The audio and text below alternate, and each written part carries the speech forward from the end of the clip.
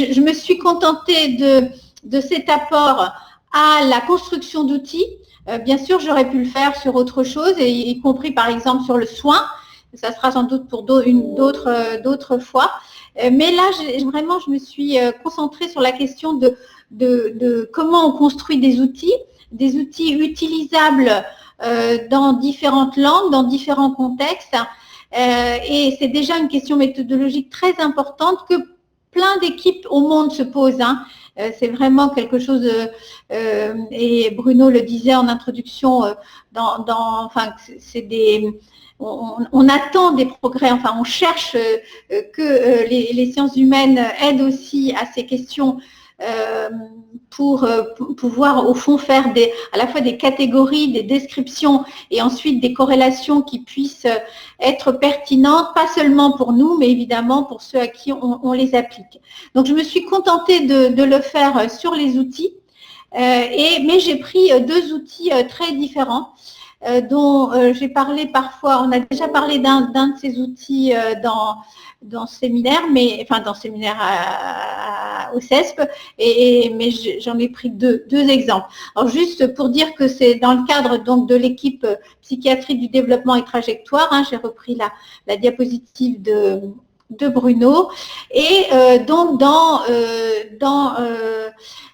la sous-équipe qui s'appelle Ado Transition Transculturelle, que j'ai, le psy-développement, c'est animé par Mario Speranza, et moi, cette partie-là, et aujourd'hui, je vais, à l'intérieur donc de cette partie, parler essentiellement de la question transculturelle et d'outils donc transculturels qu'on a construits soit à l'intérieur même de notre équipe, soit avec l'aide de Médecins sans frontières.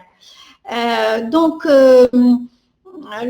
les maîtres mots sur le plan méthodologique que je vais vous montrer donc à partir de questions très concrètes, c'est le fait d'être pluridisciplinaire. Comment, par exemple, l'anthropologie peut nous permettre d'affiner un certain nombre de critères comme à quel moment le bébé a besoin de soins, à quel moment on peut considérer que ce bébé est en difficulté ou que cet enfant.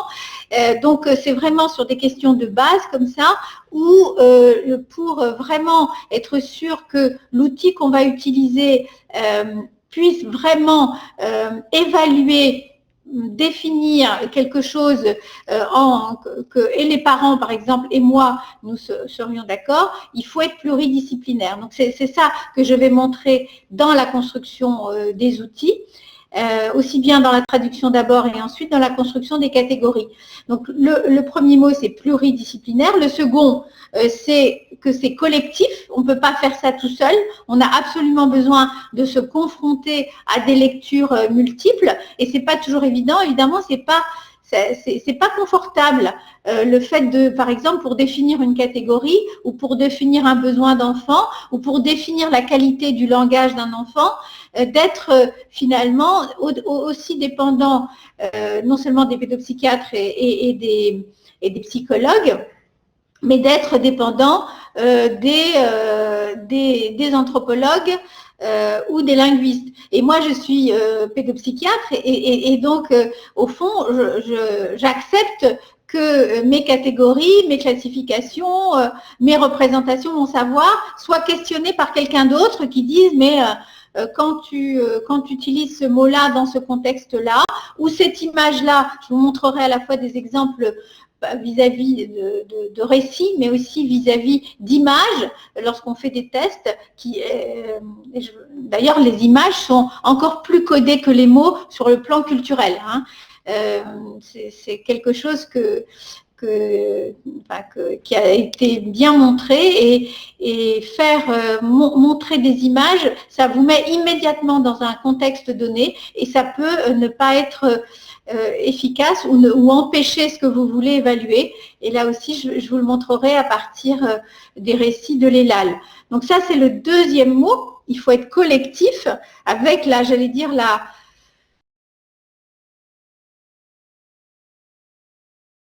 l'unité du collectif, c'est-à-dire qu'on est sans remettre en question, on n'est plus du tout dans sa zone de savoir initial. Et donc, les interactions entre les disciplines, là, deviennent fondamentales. Et il faut pouvoir les penser. Et pour pouvoir les penser, il faut des méthodes. Et c'est cette méthode du complémentarisme que j'essaierai de vous proposer. Ah, on me dit que ça coupe toujours. J'espère que c'est pas...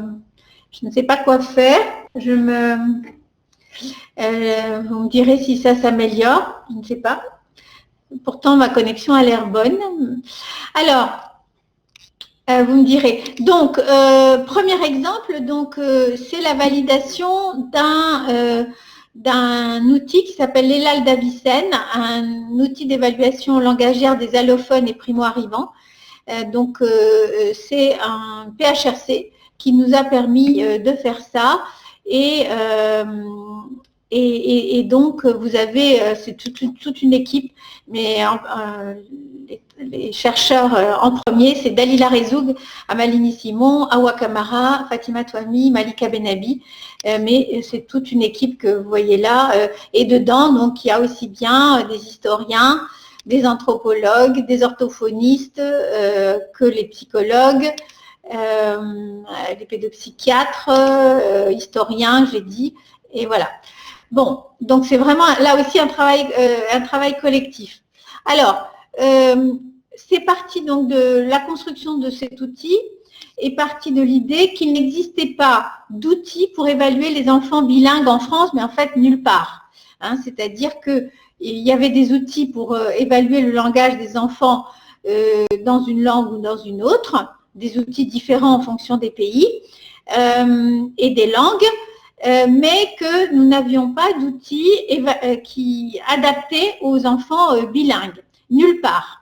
Parce que sinon, on aurait pu se poser la question de la traduction et ensuite de la contextualisation. Mais là, il n'y en avait pas.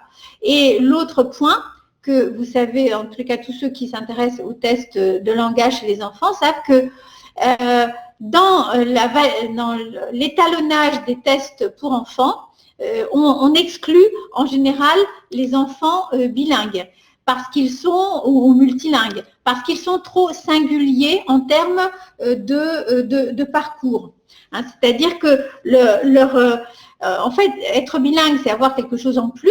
Hein, c'est avoir des connaissances, des métacognitions, la capacité de passer d'une langue à l'autre, mais ça donne des parcours aux enfants qui sont très particuliers et avec des choses que les enfants bilingues ont beaucoup plus tôt que les autres, et parfois des petits retards sur certaines choses, ce qui fait que dans la plupart des tests, les enfants de migrants, les enfants bilingues sont exclus. Mais vous savez aussi que, alors que ces enfants sont exclus de l'étalonnage, lorsqu'ensuite on veut évaluer leur langage, on va utiliser ces tests dont ils ont été exclus. Donc là, il y a déjà sur le plan méthodologique, il y a quelque chose qui n'est pas adapté, mais dont on n'a pas forcément conscience tout le temps, bien sûr, puisque ceux qui utilisent et ceux qui créent ne sont pas forcément les mêmes. Mais ça, je voulais le dire de manière claire au début pour qu'on voit où se posent les questions. Du coup, on a décidé d'en créer un qui soit transculturel, qui soit à la fois qualitatif et dynamique, c'est-à-dire qu'il puisse être utilisé le long du développement de l'enfant et qui prenne en compte le fait qu'il n'y a pas une seule manière d'être bilingue et qu'il peut y avoir des parcours multiples et que ça doit être pris en compte. Donc voilà, c'est comme ça qu'on l'a appelé ELAL, c'est les initiales. Donc, on a créé un groupe d'abord théorique, pluridisciplinaire. On s'est mis d'accord sur un certain nombre de processus qui allaient nous permettre d'évaluer ce langage. Et ces processus, ils sont en rapport avec le fait qu'on a fait une première étude, disons, linguistique et de la littérature pour savoir quels étaient les énoncés et les procédures qui étaient mises en place par les enfants, quel que soit le langage. Et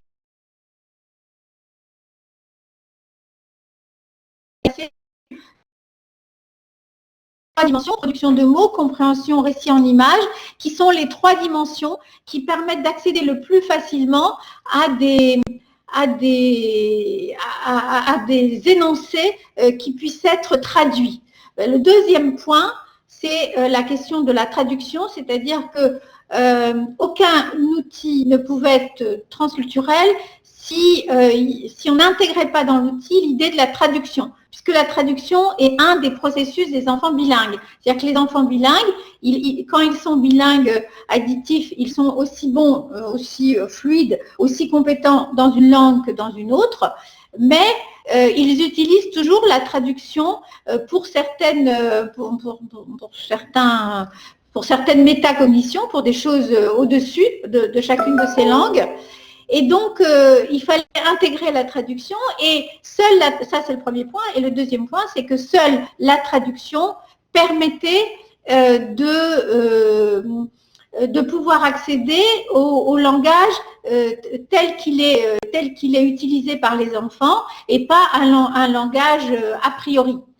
Et le dernier point pour la création de l'outil, c'était que pour pouvoir utiliser des éléments qui soient utilisables dans des contextes différents, et pour ça il faudra le tester dans des contextes différents, mais on a renoncé à un étalonnage, c'est-à-dire à un étalonnage strict. On a proposé, comme je vous le montrerai après, plutôt des compétences qu'un étalonnage, c'est-à-dire de dire à tel âge, l'enfant doit avoir absolument acquis cela.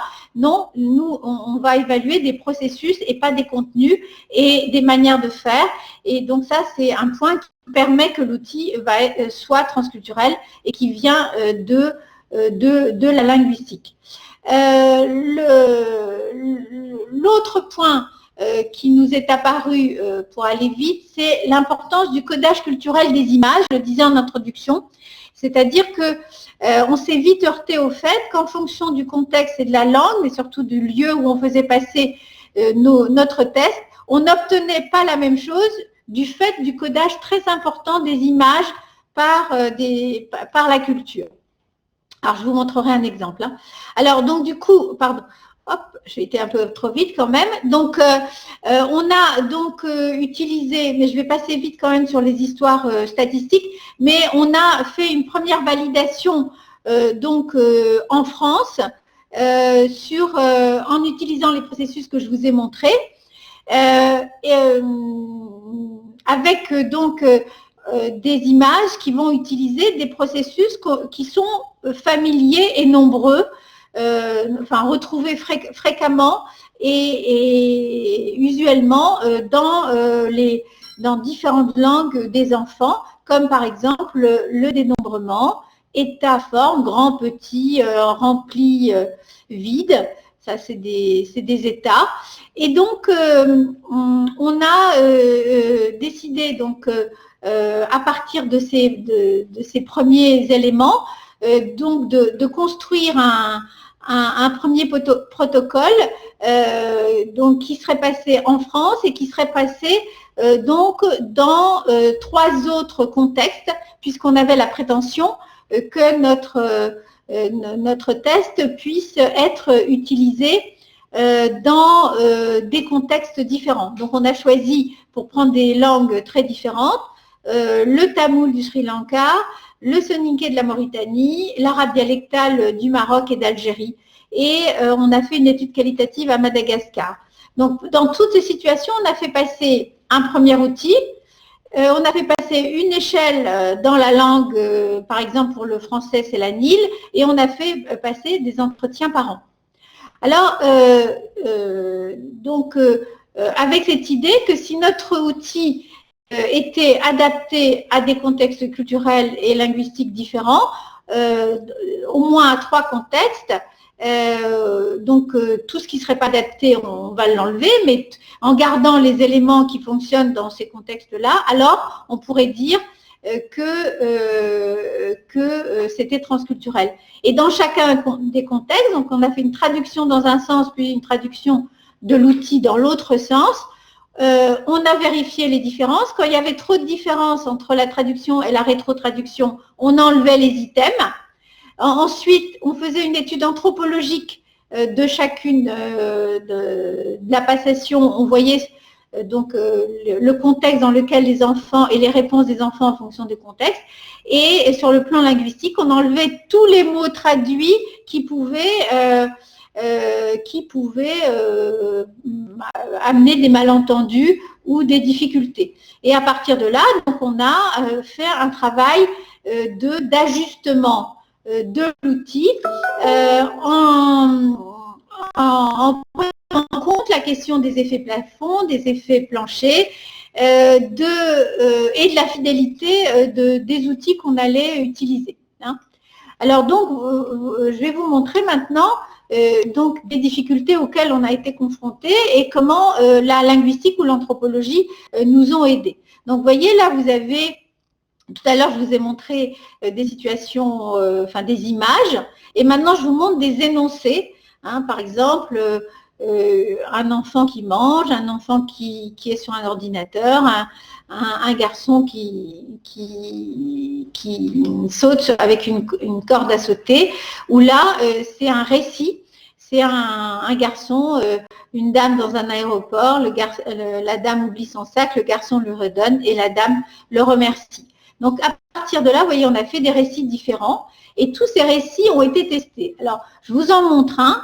Là, donc, vous aviez un premier récit. Vous aviez un petit garçon qui va à la pêche. Donc, dans un premier dessin que je vous ai pas mis là, mais dans un premier dessin, il y avait seulement le petit garçon. Il va à la pêche, il pêche un gros poisson, il l'amène à la maison et on mange le poisson que l'enfant a pêché. Alors, ce récit n'a pas supporté les aspects anthropologiques, c'est-à-dire l'étude anthropologique. Lorsqu'on a passé ce récit du petit garçon qui pêche tout seul dans une rivière et qui ramène le poisson chez lui, alors c'était à Madagascar, mais c'était vrai aussi en Afrique de l'Ouest, les enfants qui voyaient un enfant tout seul pêcher, ça déclenchait chez eux des choses tristes, des affects dépressifs. Et alors, tous les enfants essaient de comprendre pourquoi l'enfant a été tout seul, pourquoi il était tout seul, pourquoi il était là, est-ce qu'il était puni, est-ce qu'il avait fait une erreur, est-ce que c'est un méchant garçon, etc. Et donc, tous les contenus, qu'on avait dans ce récit-là, à cette planche-là, étaient des récits qui étaient collectivement tristes, collectivement dépressifs, et en tout cas faisaient appel aux éléments dépressifs des enfants et aux éléments de tristesse.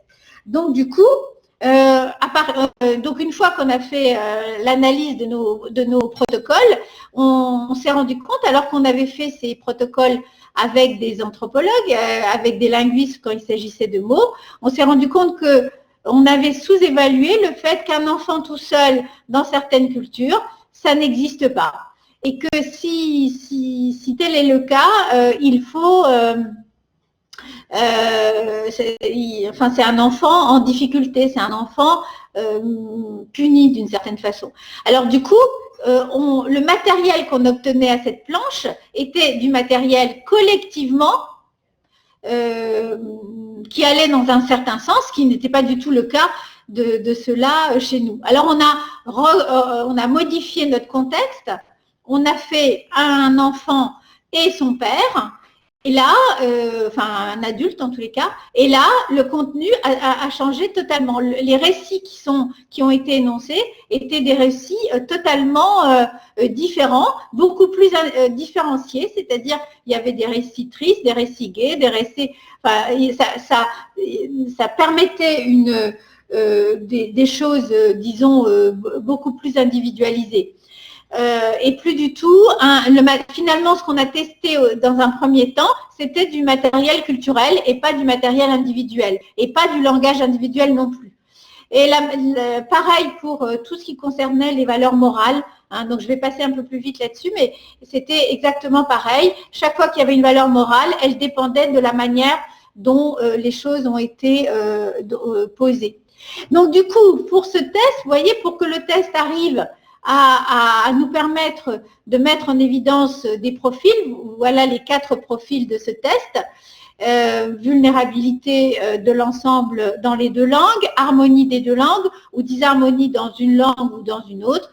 Vous voyez, ça c'est la répartition des enfants dans les différents scores et les différentes catégories. Bon, pour arriver à ça, on a dû non seulement faire une première analyse de tous les implicites et les connotations des mots qu'on utilisait, des concepts du développement de l'enfant qu'on utilisait, mais on a dû aussi faire ensuite la même chose avec les aspects anthropologiques, et je vous ai montré ça sur un des récits. Alors, je voudrais vous montrer maintenant beaucoup plus rapidement, parce que je vais arrêter celui-là et vous en montrer un autre. Celui-là que j'ai laissé en anglais, parce que c'est une présentation que nous avions fait d'ailleurs à plusieurs, que j'ai laissé là, mais je voudrais juste vous montrer un aspect, voilà, de cette, donc vous voyez, hein, c'est une présentation qui a été faite avec l'équipe de Médecins sans frontières et Bruno, et que j'ai laissé en anglais, mais c'est pour vous donner un exemple totalement différent. Donc je vais aller beaucoup plus vite sur celui-là, hop, hop, hop, si ça veut bien passer. Donc là, le contexte, c'était, le contexte, c'était avec Médecins sans frontières, donc la question d'être capable de repérer des enfants en souffrance dans des actions humanitaires qu'il y a dans le monde entier, où il y a beaucoup d'enfants et de bébés qui vont mal, mais où tous les outils qui sont à la disposition des acteurs de Médecins sans frontières ne sont pas adaptés à ces situations de détresse et de grande précarité dans les situations de guerre et de catastrophe. Pourtant, vous voyez, j'avais mis là juste une photo pour dire combien cette question préoccupe en général les pays où il y a la guerre et tout ça, mais encore faut-il être capable d'avoir des outils adaptés à cette situation.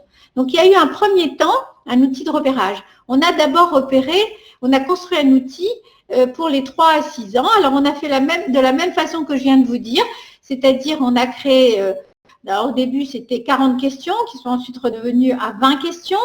On a fait d'abord une étude on les a construits en français et en anglais, ensuite avec la littérature, ensuite on les a traduits et rétro-traduits dans un sens et dans l'autre, on a enlevé tout ce qui n'était pas bien traduisible, et ensuite on a fait des études anthropologiques dans 3 pays, le Niger, la Colombie et le Kenya.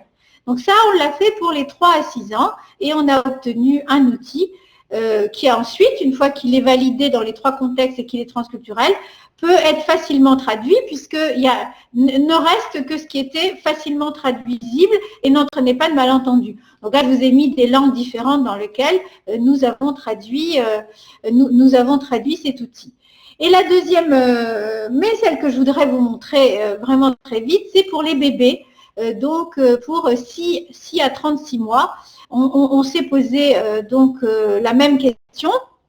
Donc, on est parti avec la même méthodologie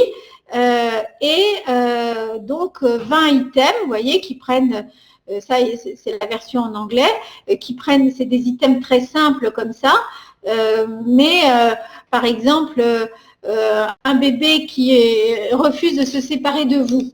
Ça, c'est un item qu'il a fallu travailler pour trouver la bonne formulation et savoir si c'était adapté au contexte dans lequel les bébés sont accrochés au corps de leur mère. Alors oui, sous certaines conditions, et c'est ça qu'on a fait dans l'étude anthropologique, c'est-à-dire quels mots on va utiliser pour pouvoir, alors donc vous voyez qu'après avoir fait la même méthodologie, on a fait des guidelines pour les traducteurs pour qu'ils puissent, et donc on les a retraduits, et vous voyez que là, nous avons 10 questions qui peuvent être utilisées dans différentes langues, mais à condition d'être passées par cette méthodologie, donc de la traduction, et on ne garde que ce qui est traduisible.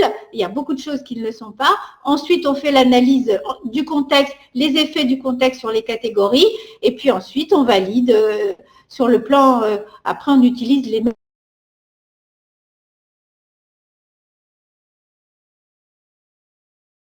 les mêmes mesures. Hein. Là, on l'a comparé aux équipes, mais qui était ce qui était la référence. Et pour définir la référence, on a fait, hein, vous voyez là, les éléments de la référence qui ont été utilisés. Alors, je ne rentrerai pas dans les détails, mais je voulais simplement vous montrer d'abord que c'était possible, qu'on arrive à faire ce travail-là de validation à condition de faire un travail de traduction stricte, de questionner les catégories à partir des langues et à partir de chaque contexte.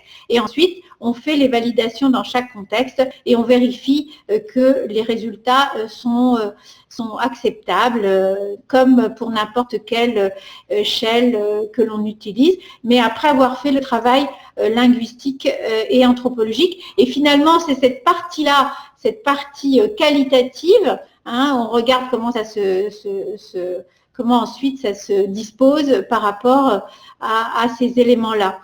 Alors, ma conclusion, c'est que les validations transculturelles des outils, c'est possible, que il faut au moins 3 contextes et pas seulement 3 langages, 3 langues, 3 contextes, qu'il faut faire des rétro-traductions en repassant par des traducteurs de la langue dans laquelle on veut traduire, parce que sinon on ne trouve pas les mêmes résultats, et qu'il faut faire 3 validations statistiques plus une validation générale, qu'on voit des différences à ce moment-là.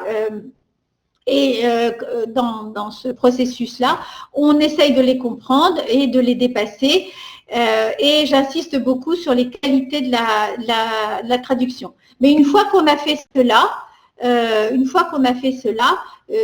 l'outil qu'on a fait est traduisible dans toutes les langues puisqu'il a été utilisé puisqu'il a été construit de manière transculturelle et on n'a plus besoin de refaire à chaque fois une analyse anthropologique puisque le fait d'en avoir déjà fait 3 et d'avoir fait ce travail de comparaison des différences, en tous les cas, nous assure d'un socle commun qui ensuite nous permet d'imaginer qu'on peut tendre vers une certaine universalité à condition d'une qualité de traduction très importante.